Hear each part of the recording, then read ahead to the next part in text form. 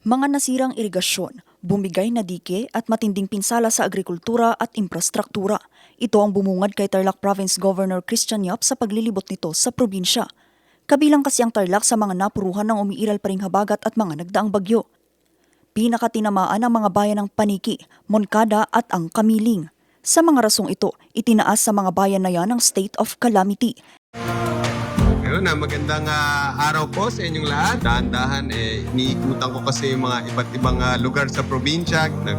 Nagpapaabot ng mga relief at tinitingnan yung mga naapektuhan na dike na bumigay para makita natin ano yung kailangan talagang mga pagawa ulit at ma-repair.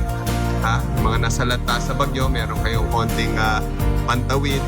Bukod sa pagsusuri ng mga pinsala na mahagi rin ang pamahalaang panlalawigan ng mga relief box sa mga apektadong pamilya.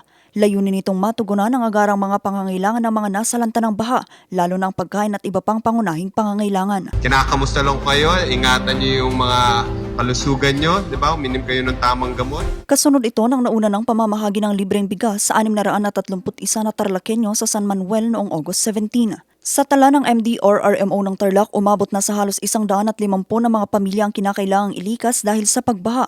Katumbas ito ng humigit kumulang 500 hanggang 600 mga individual. Patuloy namang binabantayan ng mga otoridad ang mga binabahang komunidad at mga infrastrukturang napinsala habang tinitignan ang mga lugar na nangangailangan ng agarang pagsasaayos at tulong. Vanessa Bugtong, RNG News.